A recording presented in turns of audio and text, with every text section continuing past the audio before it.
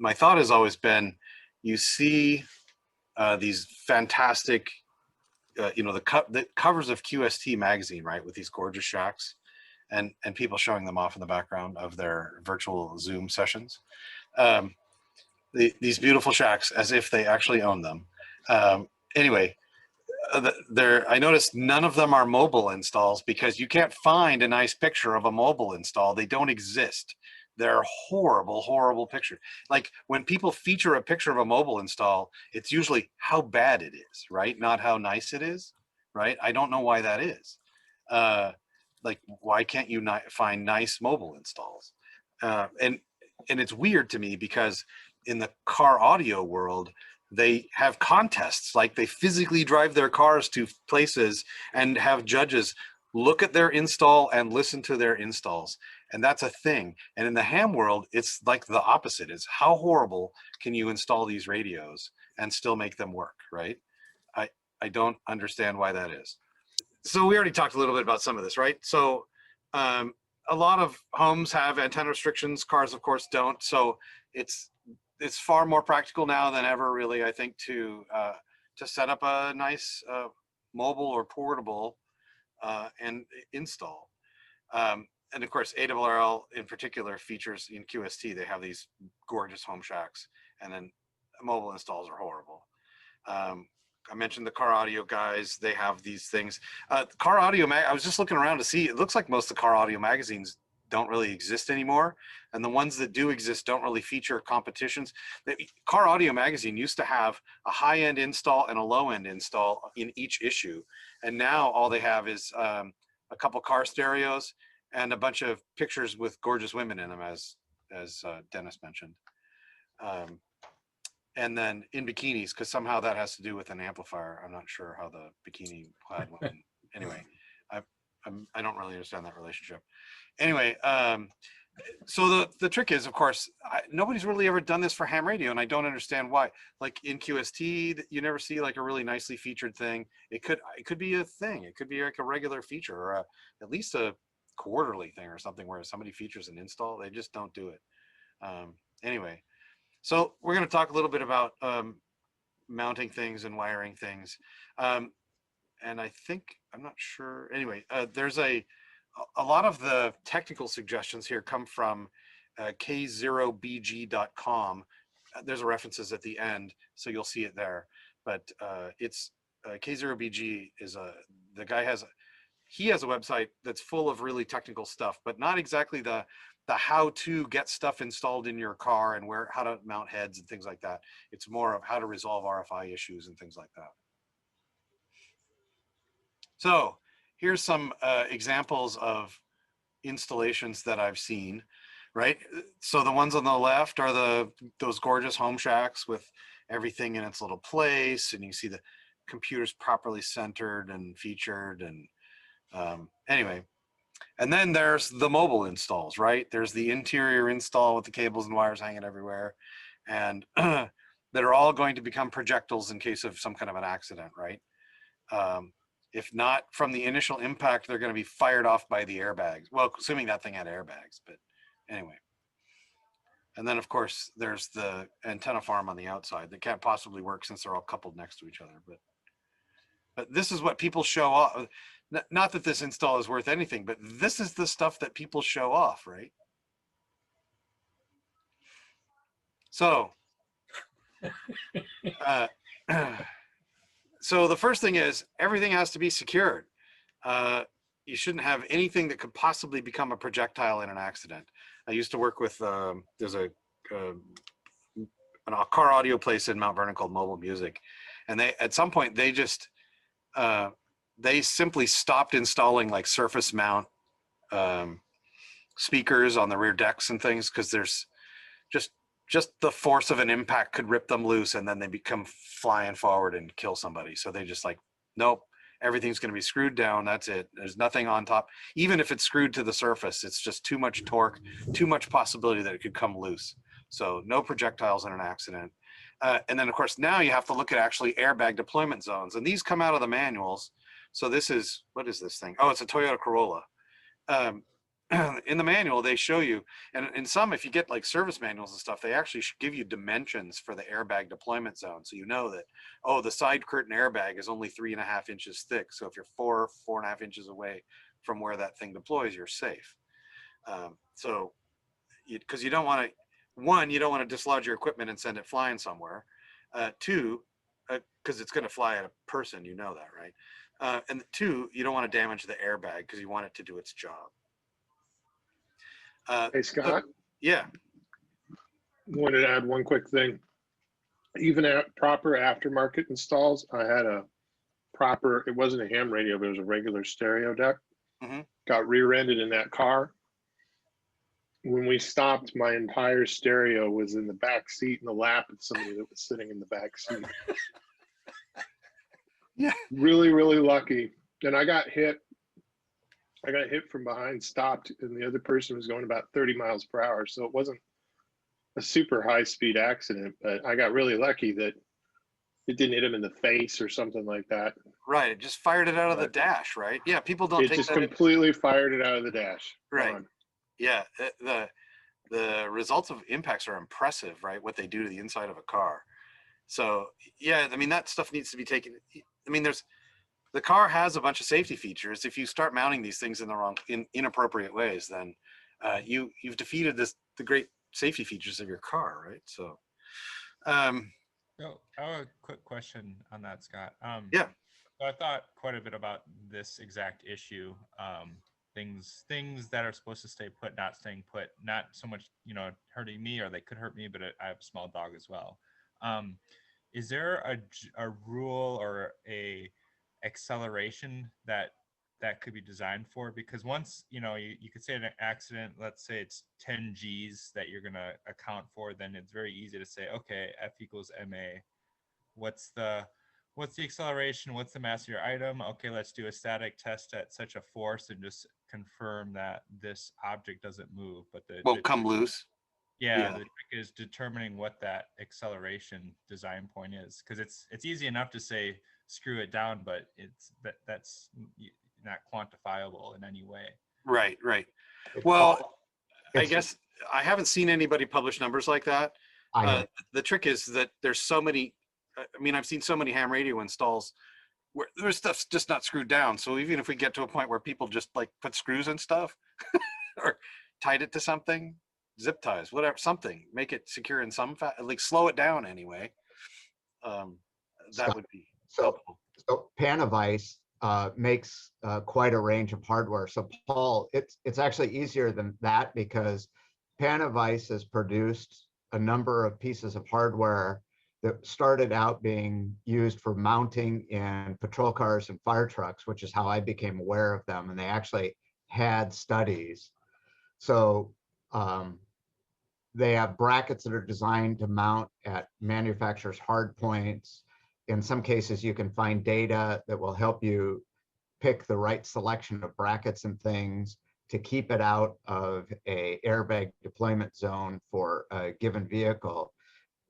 But they also are designed to withstand those sorts of forces. So it's not their mechanical connections to the hard points on the vehicle that are designed by the manufacturer for withstanding those sorts of forces. The easiest way to get information on that is if you're lucky enough to have a vehicle that is used for something other than just I'll call it civilian use. Like, for example, I've got a Super Duty pickup truck that I've got the upfitter manual for it because it was used for rescue trucks and ambulances. So I've got an identification of all of the hard points in the vehicle that I can use for various kinds of mountings. And then I can take the Panavice data from that and build mountings for that. Same thing with my Jeep, that there's a harder to get upfitter manual for that. Fortunately, a lot of rescue organizations apparently loved the Jeep Wranglers, so they use that for that. It's a lot harder for something like my wife's Subaru, but Yeah. the information's out there. Yeah. Something like a Kia, where only in Korea do they use those as a police vehicle. Yeah. Yeah, so the other thing, of course, I've seen a bunch of like radios where they're mounted super high on the dash, and you have to wonder about, visibility over the dash unless somebody's super tall.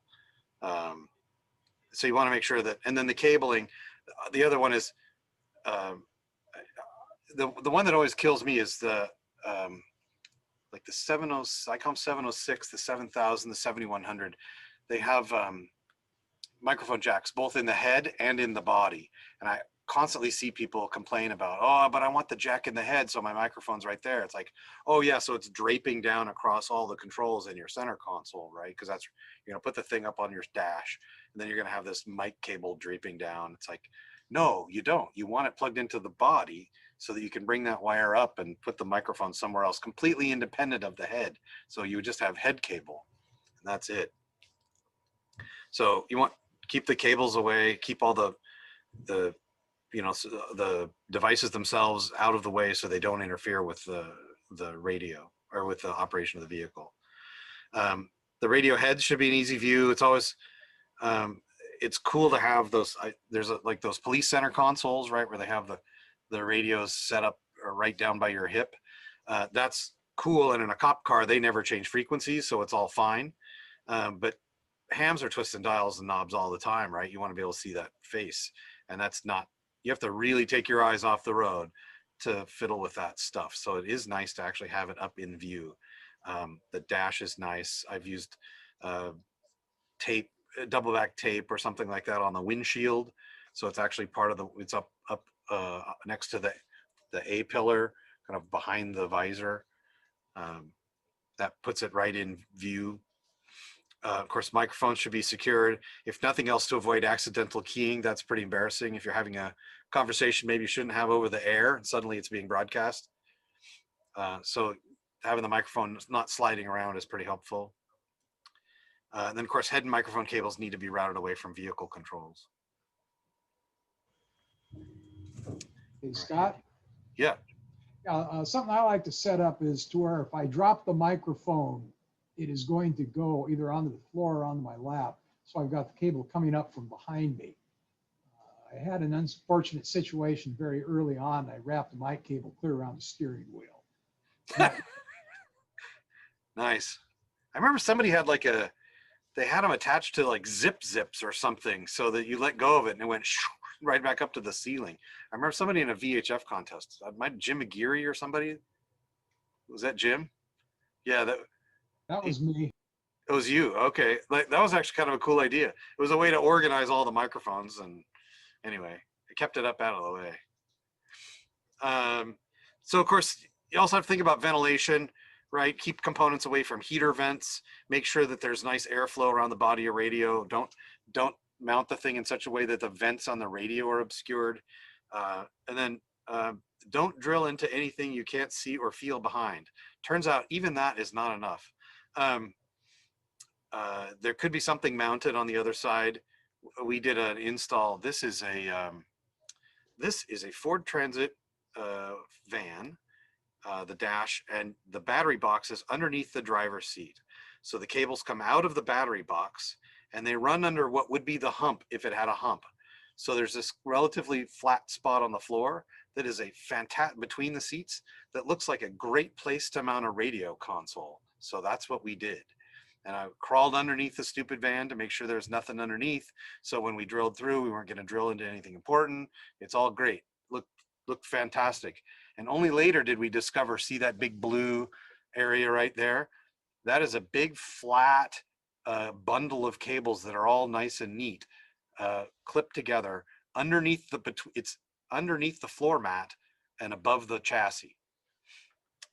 And when we put the screws in, we managed to completely miss that bundle of cables just by chance, because those are all hot leads, and driving a screw into them would have been very exciting.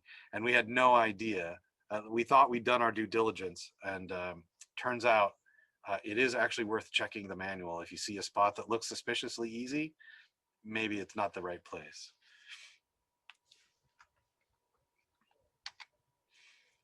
So wire routing. So generally wiring's ugly. So the deal is hide it or showcase it. That's the rule, right? So you either make it disappear or you do something cool with it. Like in this case, it's all green and it's all bundled. And I went and got was it a Monster cable? I got an amplifier install kit from Car Toys and had this cool blue cable coming up that was my power lead for my battery in my blue car. Anyway, so yeah, if you can't hide it, make sure it looks nice and neat. It should be, nice either sweeping turns or right angles or, those other ones, they put plexiglass decks on top of stuff and light it all up. If you want to really go all out. Anyway, but everything should be tight and secured. No snagging, chafing, buzzing, slapping, or rattling. Wires should be routed away from any sharp or hot objects, any place that might get snagged. And then anything going through some kind of constriction, plastic or metal in particular, should be protected by some kind of grommet. Or the other thing we used is recently was the loom, the split loom. That does a pretty good job. Connectors, everything should be properly terminated. No squeeze taps, wire nuts, bare wire. Tin plated connectors are nice because they don't corrode if you get moisture on them. And the ones, anything that's lined with adhesive lined with heat shrink, the connectors, those are really fantastic because they give you both a really good tight, like an airtight connection to minimize any exposure to the elements, and they give you a nice mechanical connection. So not only do you have the crimp, but you also have the adhesive line heat shrink providing some strain relief from that connection. So you want to use again, tin plated copper connectors and stainless screws for any exposed connections that are going to be out in any kind of weather. The connections that are using stranded wire should be properly crimped. They're really designed to be crimped and not soldered. They actually make if you do use a proper crimp tool and a proper crimp connection, they don't want to be soldered. And if you're using power poles, you should consider locking them in place with some kind of thing. There's a number of these little clippy things. And if you get right down to it, you can literally split the black and red wires apart on either side and run a zip tie around the whole thing. And of course, you can pick those things up by the hundreds and they're completely disposable. But the problem with power poles is that they have a little clicky lock, but if you snag it, trip on it, slide something, if anything gets moved, it can easily become disconnected, and then you're trying to find out why it died. With regard to crimping, I would even go stronger. Don't ever solder in a RV or automotive environment, because all the rattling and vibrations, it will break. Starts to break down the wiring. That's right. Yeah, good point. Good point. And then, of course, one of the things I see that drives me crazy, especially at Hamfests, right? You see these radios that somebody's whacked off the power cord, so that's got, two wires that are 2 inches long that are stripped sticking out the back because they cut the OEM connector off. It's like, what the hell? You can buy those connectors. PowerWorks has them. They're like $2. They're super cheap to get the real connectors. So leave the factory connectors. If you want to add a connector like a power pole, don't cut it off and add a power pole. Just add a power pole on the existing cord. That way you can actually hook it up with the OEM connector and the power pole. You'll have 2 ways to hook it up. And when you send it in for repair or sell it off to somebody else, they won't be super annoyed by the fact that in particular when it goes back for repair. I can tell you the repair guys hate it when the OEM connectors are gone because they have all that stuff all wired on their benches. They want to just be able to plug in the radio and go. If you cut that thing off, they have to come up. You may end up with an extra charge when they put it back on. So don't cut it off. So one of the things that I've done in those situations, because I had Anderson's, I just put a bit of heat shrink over the OEM connector to just lock it all together. And in fact, when I was helping Brett with his installation in his Jeep, that's what we did. He looked at me at first and I said, just don't even be tempted to use that connector or cut it off. Just put this adapter on and treat it as an Anderson now. Right. And that it's been brilliant ever since I started doing that. Yeah, there's no reason to take those OEM connectors off. You can get the connectors if you want more.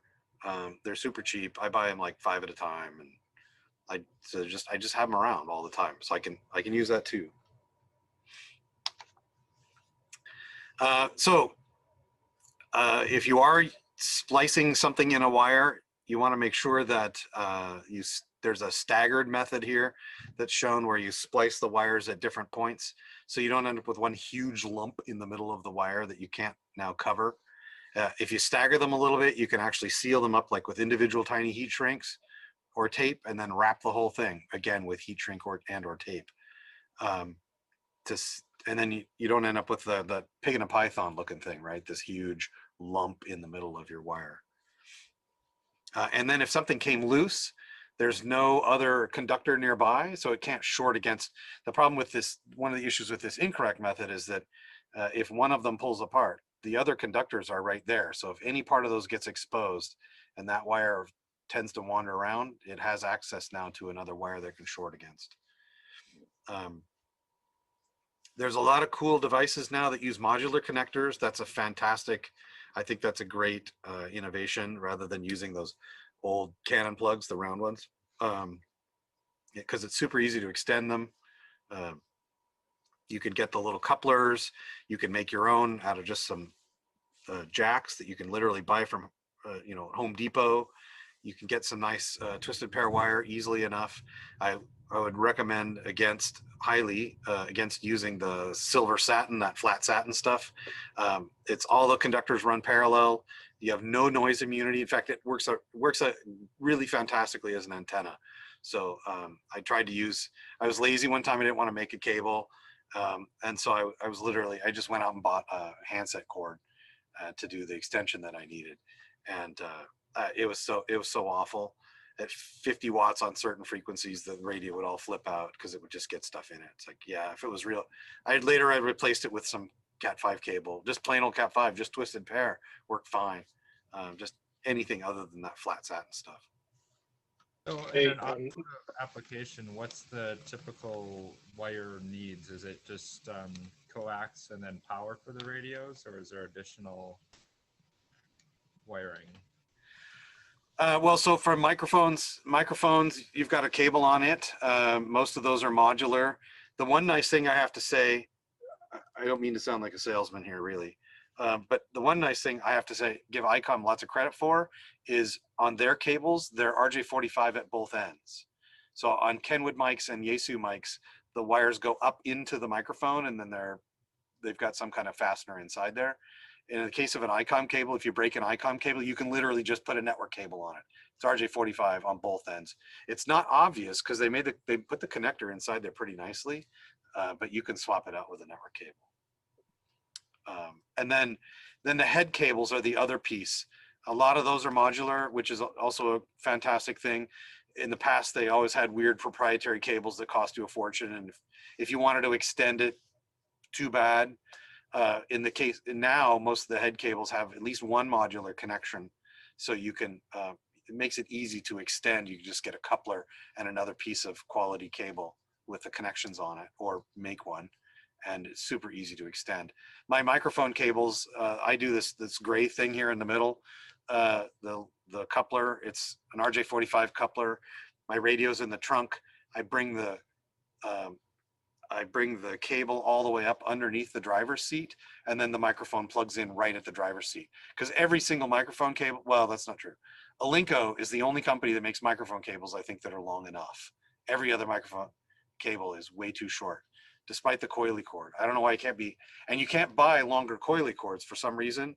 Whatever the coily cord technology is patented or something. I don't know what the problem is, but nobody can make you a longer coily cord. So being able to extend it with a network cable, even a foot or two, can really take the strain off of it when you're using it and prolong the life. Hey, Scott. Yeah. Hey, one thing I learned the hard way, at least from HF gear, is not to use shielded cat cables, thinking like, oh, I'm going to use a shielded cable because that'll do something useful. It's actually an amazing antenna. It brings all the garbage right down the shielding straight into your radio. It's lovely if you want RFI. Yeah, if you don't have a way to ground it, I mean, if it wasn't designed for shielded cable, and you don't have a way to ground it at the ends, it's not really worth the effort. Yeah, it can make it worse. Some of the ICOM on their head cables on the 7100, it is actually designed for a shielded cable. So So that's like the only place where I've actually used shielded cable because it was designed for it. But otherwise, Yeah, thank you, Scott. I ran into a similar thing and had some unshielded Ethernet cables I was trying to use, and it just did not work on the 7100. But as soon as I went to a Cat 6 shielded cable, just went away. yeah, that's the only radio I've seen that's actually designed to handle that's actually grounded at both ends, so you can get rid of that any RF that builds up on the shield. Other than that, yeah, it's definitely not helpful. That's a really good point. Hang on, sorry.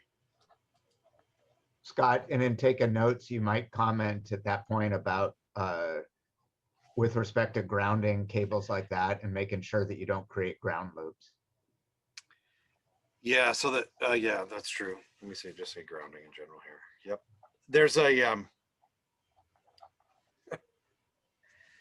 how do you say this? As far back as like the ICOM 706, they had these funky connectors on the end that were flat so that you could slide it into the radio, and the back of the radio would then be flat, which made it easy to mount on things.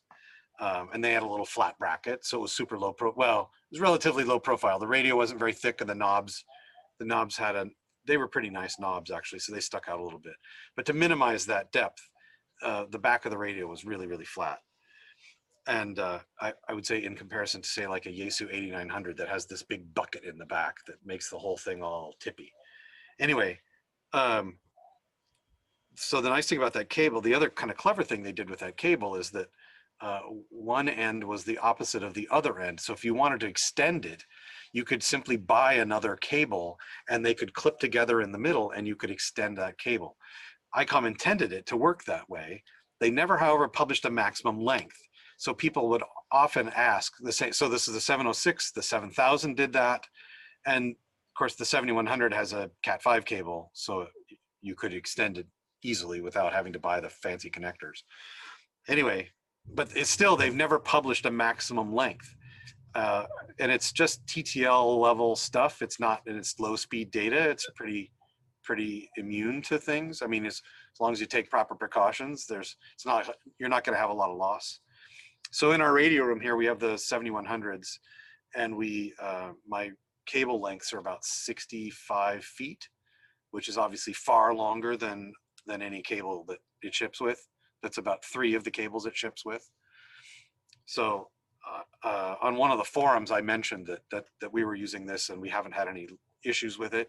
We've had some issues with other radios when we tried to extend their cables, but the 7100's been fine on any band and all that stuff.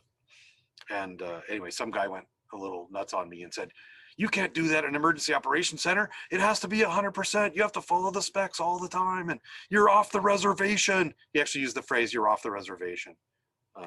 Anyway, it would be nice if I could, but that wasn't really an option. So, oh, come on, you. Now it doesn't want to advance. There we go. Power connections.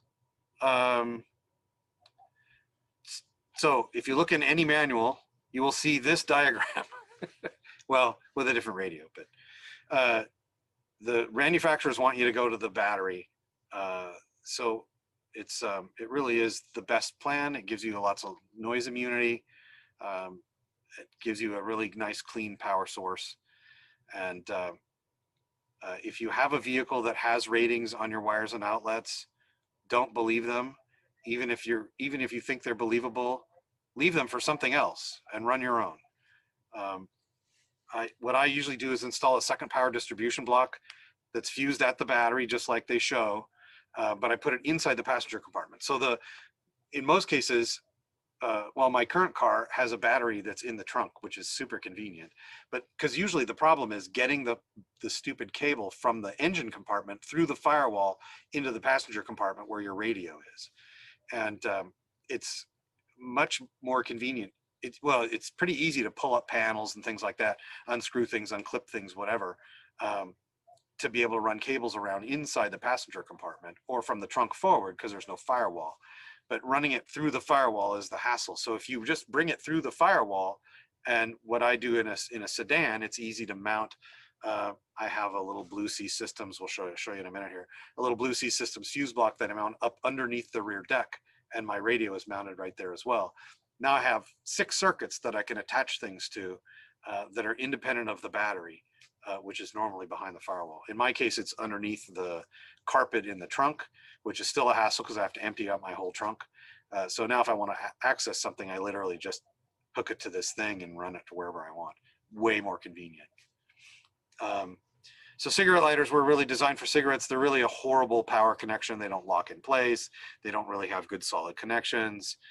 So they're fine for cell phones and HTs and all that stuff, but mobile radios, you really need to stay away from those things. And then also, you also want to make sure you enable the auto power off feature on your radio, just so you don't leave the thing on. And assuming, because a lot of these things, if you're going to run it to the battery, of course, the problem is your ignition key. It's going to be bypassing your ignition key. So you want to make sure that radio doesn't kill your battery. So just use the auto power off feature on the radio. I haven't yet found a radio that doesn't have it. And some are implemented better than others, but the Kenwood does a nice little thing where it beeps at you a couple times with a nice alerting tone. I guess it's not annoying. It just beeps a few times, and then you have about 10-20 seconds before it actually shuts off. The ICOM shrieks at you with this piercing tone and then immediately shuts off. So there was anything I could have done about that. So power safety, again, fuses should be at the battery to protect the wiring coming back, because if you had a short at the firewall, you don't want all of the power from the battery being dumped into in the wire between there and the firewall. The fuses have to be at the battery. People constantly complain. I've heard this, I don't know how many times I've heard this. They complain about, you get the power cord from the OEM and the fuses are all the way at the other end of the power cord. Yep, that's where they're supposed to be. And so you can cut them and move them if you want, or fuse it some other way, but the fuses are supposed to be at the source end. So using a breaker at the battery is kind of nice because you can kill all the loads. I used to have a problem with something I had, well, Kenwood, was one of them, had a little draw on it all the time. And if I left my car for any extended period of time, it would ultimately kill the battery. It was very annoying coming back from a trip somewhere, having the car be dead. So the nice thing about that is you poke the little red button, the little yellow thing pops open, and now everything on the other side of that breaker is dead. And all I have to do is snap it back together and boom, it's good to go. So here's, there's always been this dilemma about whether the negative side should be fused or not fused. So sometimes you see it, people say you need to fuse the negative lead, and other times people will say you don't need to fuse the negative lead, just bond to the chassis. Here's why. There's very specific cases where both of those things are true.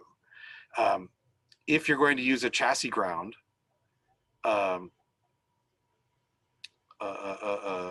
you want to use the battery negative. You want to fuse the battery negative.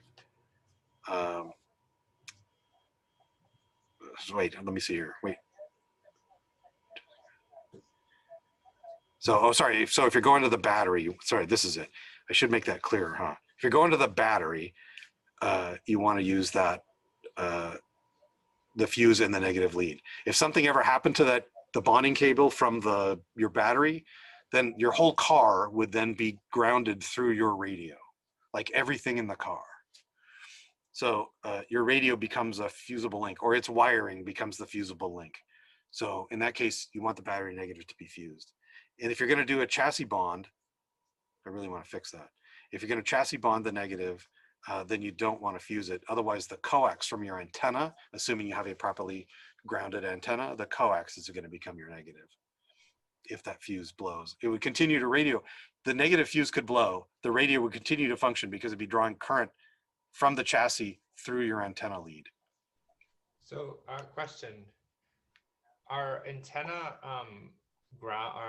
shields or the coax shields always connected to the vehicle ground, like DC wise, where the antenna attaches to the vehicle? Like, where's the other ground connection coming? That is so if the antenna is actually bonded to the vehicle, so like in a mag mount antenna, it clearly is not. There's no electrical connection to the vehicle, right? Yeah. But if you have something in my so I would recommend whenever possible, you want to have a nice electrical bond to the car at the feed point. So that's what would cause this. If you had a mag mount, and the negative was blown, it would stop to function because there's now there's no path to ground. If you had a real antenna that was properly bonded to the car chassis, then now your coax becomes the negative side. And then do radio outputs always have the coax shield grounded, DC grounded to the radio ground, or do they ever do AC coupling to the output? Well, if you look at the connectors on the back of most of the radios, the shield, the outside is actually physically bonded. It's screwed down to the chassis of the radio, and that chassis is ground. Okay. So I don't know anybody that they certainly could exist, and it isn't necessary that it is done this way. It just kind of always mechanically it makes a nice connection, and it's easier to install that way. But so they tend to be operated that way. They tend to be built that way.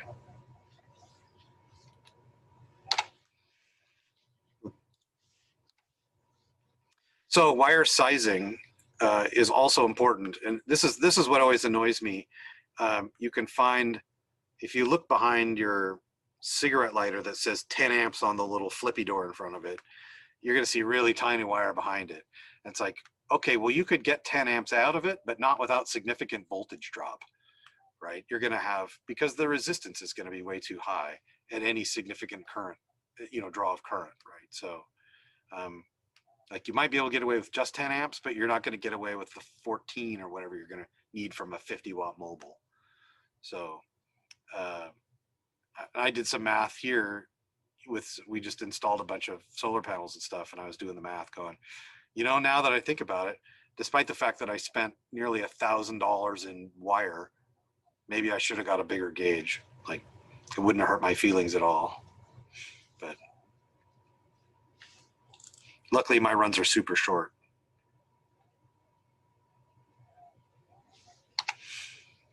So power distribution. This happens to be, well, again, I mentioned earlier, you might consider running power from another point inside the vehicle rather than running to the battery.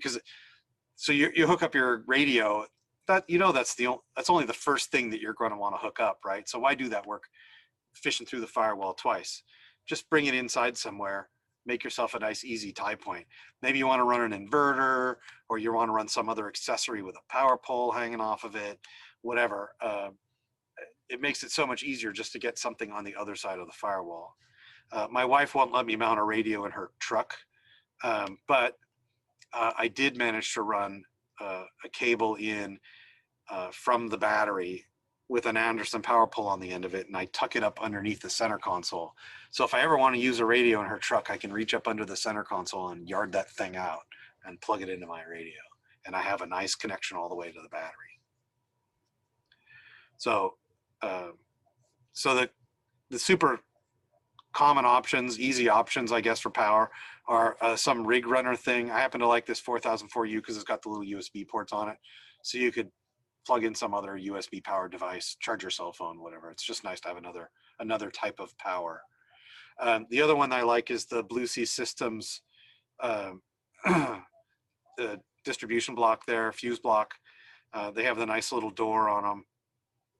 What I have on mine is I run my radio off of it. I think I have something. Oh, my radio's hooked to it. My trailer lights are hooked to it, and I have a little pigtail that has a Anderson power pole on it. So if I have some device I want to plug in with a power pole, it's right there, and I can just plug it in. This one happens to have a ground bus. They don't always have a ground bus. You can see the fuses on the bottom with the hot leads going on the bottom. The 3 on each side, that's the hot bus. The 3 at the top are grounds. So that's also pretty handy to have. One of these mine has a little fuse puller in it too, which is kind of a handy thing to have. So antennas and grounding. So except on HF, bigger isn't necessarily better. Bigger is going to get you a lower radiation angle, which may or may not be advantageous to you. So longer antennas have more gain and more omnidirectional patterns, even with asymmetric ground planes. So you can see here, that little diagram is showing a quarter wave antenna at 10 meters. So at 10 meters, you can imagine the car represents a relatively small ground plane. It's way small compared to the size that's ideal for a quarter wave at 10 meters. So as you move the antenna around from the trunk lid to the rooftop to the corner, you can see the pattern changes slightly. At 2 meters and above, now suddenly you've got a much better ground plane because the way, it's the car is probably, well, is a couple wavelengths long instead of a fraction of a wavelength, right? So the ground planes are much better. And then this is for a quarter wave. When you go up to a 5/8 wave, suddenly for whatever reason, it doesn't need the same ground plane, and you end up with a much more omnidirectional pattern. So a 5/8 wave is going to give you a really nice omni pattern no matter where you mount the antenna. That's cool. It's going to give you high gain that squirts the power out close to the horizon because it's a really low radiation angle. Also cool, unless you're in the mountains. And then you need something that's where a quarter wave is better. And this shows you the patterns of the various patterns of the different antennas. You can see a quarter wave doesn't go very far out, but it has a really high radiation angle. And you get over to the 5/8 wave, nice low, long radiation angle. And it's got a couple weird little spurs there. But anyway. Question on that, Scott? Yeah.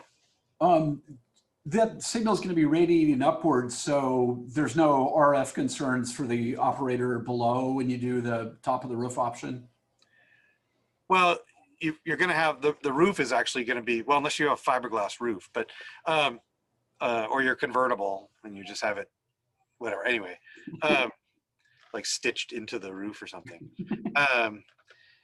Yeah, so normally you've got a big sheet of metal between you and the antenna. That thing is actually part of the antenna, and it's pushing that radiation back out. So, so that's, yeah, you really don't have an issue with if you're putting it on the middle of the roof. And you see cop cars, a lot of cop cars. Oh yeah.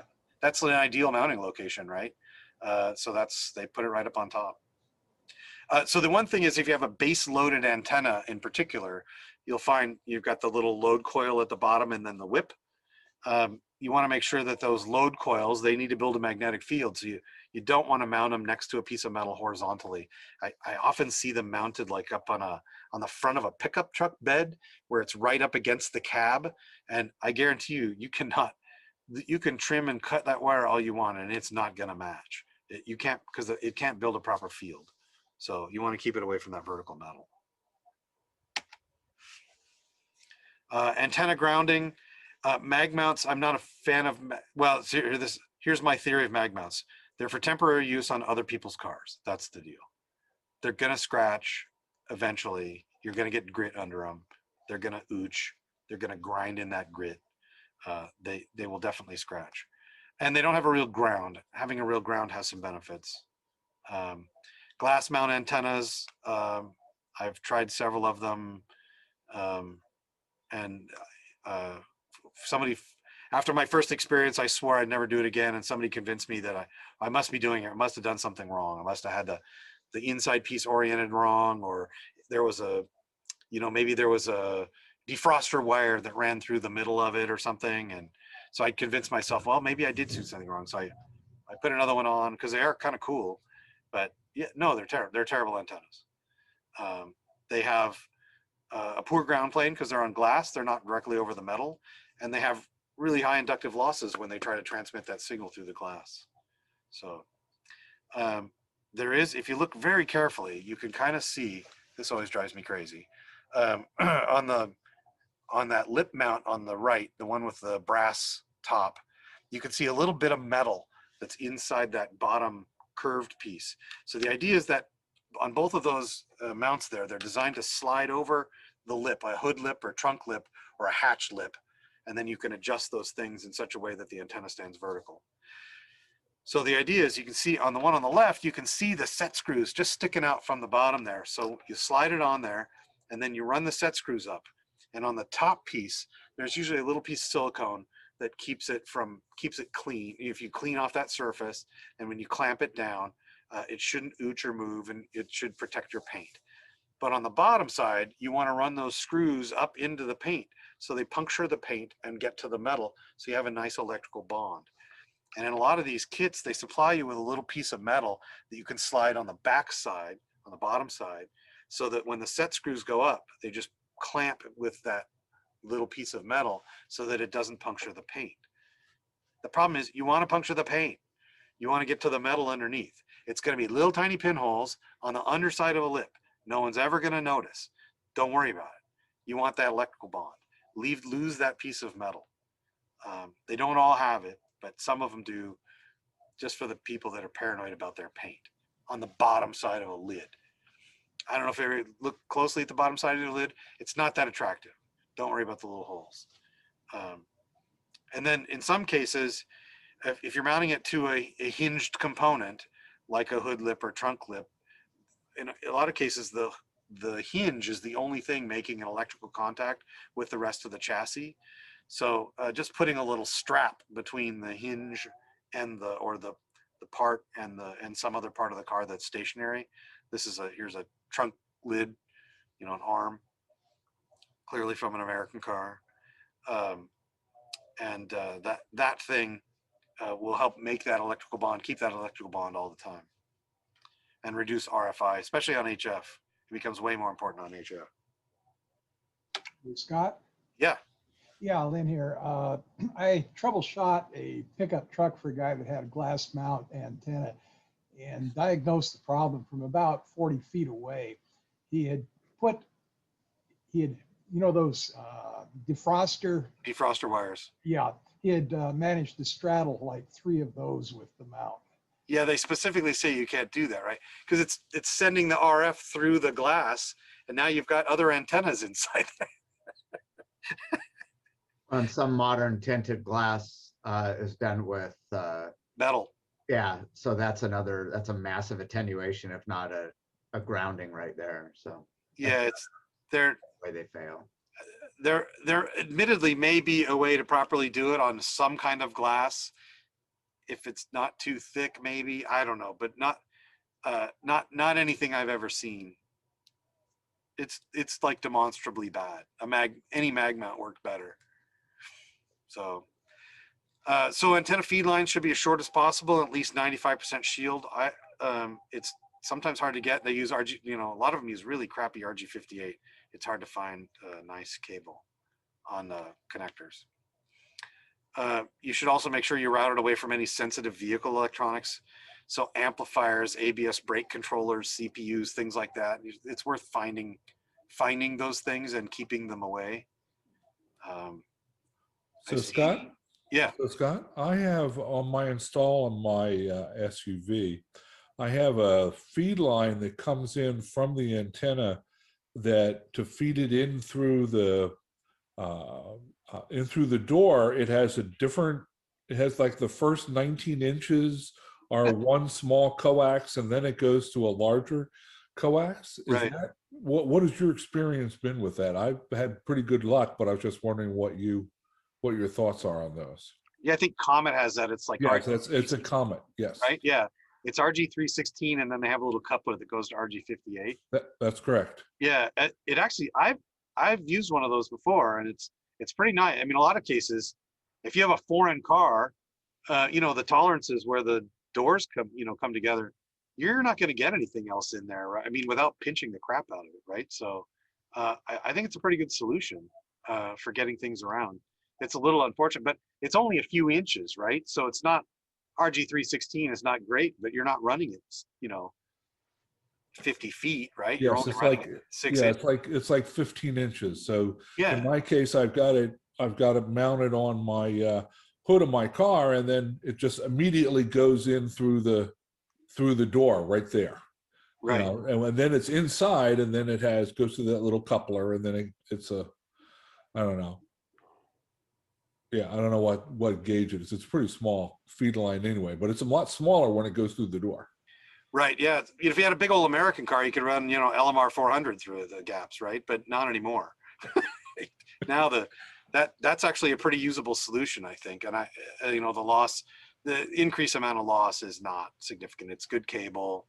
It's I haven't seen, there's some concern about failure or something, but the other option is pinching a larger cable through there. That's not going to do you any good either. That's what I didn't think so.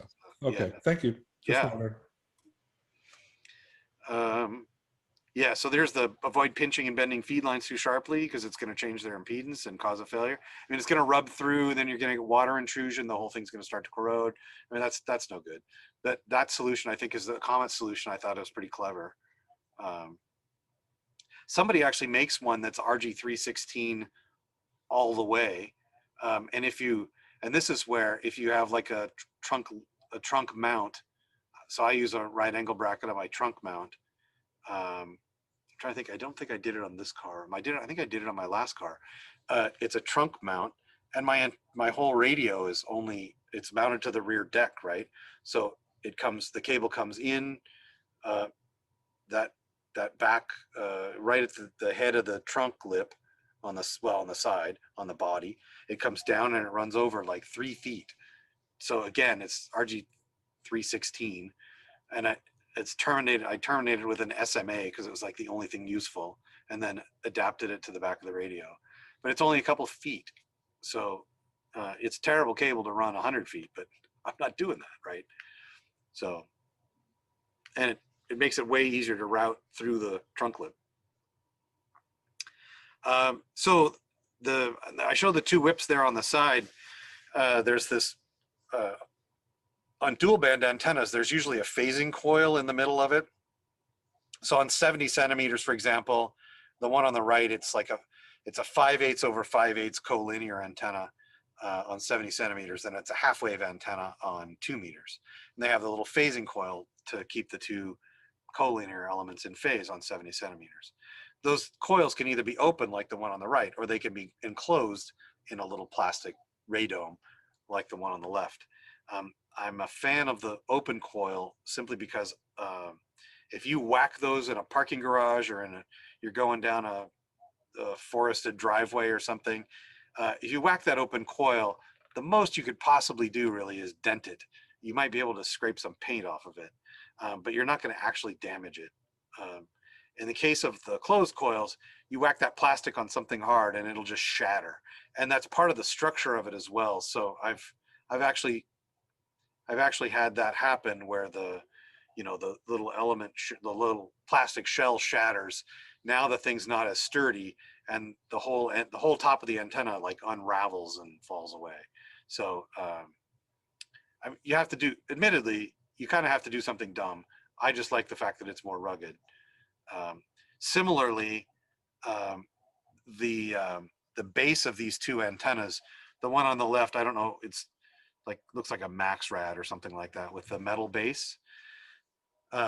In the case of the one on the right is a Larson. It's a plastic shell around and I think electrically that plastic shell is nice around the base load coil because it doesn't interfere in any way.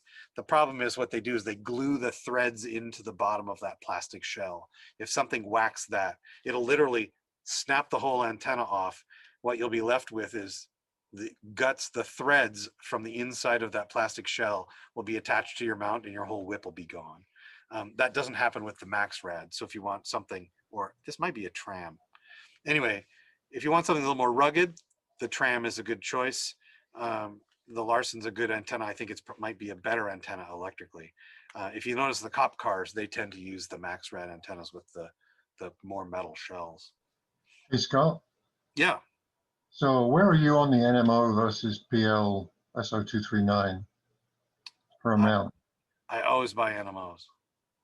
Yeah, I had a lot of issues recently with condensation in the PL connections. You don't tend to get that with the NMOs, I've noticed. So I'm in the process of kind of converting all of mine over to NMO versus PL. I mean, I certainly like the size of the PL mounts, right? They're nice and narrow. You can use a 5/8 hole, the hole smaller, blah, blah, blah. Yeah. Yeah. Well, for me, the thing is on the commercial side, they're all NMO. If you want to buy a Max, if you want to buy a Max Rad antenna, I think all the tram stuff is NMO. It's just ham stuff. Well, in particular, Japanese ham stuff. They're the ones that are in love with that. So Diamond and Comet and was it Nagoya and some of these other brands, you can find those with the PL bases. Yeah. But all the professional stuff is always an NMO base, that Motorola base. And just for interchangeability, I think it's more versatile than anything else. Okay. Yeah. It's a reasonable connector, and I sometimes wish I never really trust the little tab on the inside, and they're off. A lot of them I found. I have yet to find one that's like all stainless or brass. I've specifically asked for that. I've gone to HRO and asked for that, and they sent me up. I think I have some here on my desk. They sent them to me. It's like, oh yeah, they're stainless and brass. So like, there's no steel in these. Like, good, so no rust, perfect. So that's what I want. So they shipped them up to me. I went and grabbed a magnet. They stuck like crazy. It's like, nope, there's steel inside in the middle of them. So anyway, that's annoying. And I think that's it. That's all I have. I mentioned this site at the beginning, k0bg.com. He has a bunch of really great resources as far as technical resources, the grounding issue. If you have any issues about grounding, or if you have RFI issues or all those stuff, he has a fantastic website. I don't know that it's kept too current. A lot of the stuff has been there for a very, very long time, but it's not like, RFI issues are pretty much the same. So. Yeah, I went with a QRO installation on my truck about 10, 15 years ago, and I used his site then to plan out the power and the grounding and everything else. Right on. Yeah. I use an SGC 500 watt amp in the truck. So yeah, what I've always wanted to do is have so the one thing that I think is unfortunate about his site is that he doesn't show like specific installs. What I find people asking all the time on forums with any radio model is like, well, I have a 2016 Honda Accord, and I want to put this whatever radio in my car, and I'd like to do this. And people really just don't know. They don't know where to start. So it'd be nice to have, I think it'd be cool to have a library of actual installs that kind of follow these guidelines of like follow these best practices and show how it should properly be done. And I think people would be more interested in doing it. They'd feel more, empowered doing it by finding an example that they could follow. Even if they deviate from it, at least they've got a starting point. They can see, oh yeah, I like that dash mount thing, or I like this. Oh, I like the way that works under here. Or, oh, those are cool fuses. Or where'd you get that? Where'd you get the fuse block? Or where'd you get the breaker? That kind of stuff.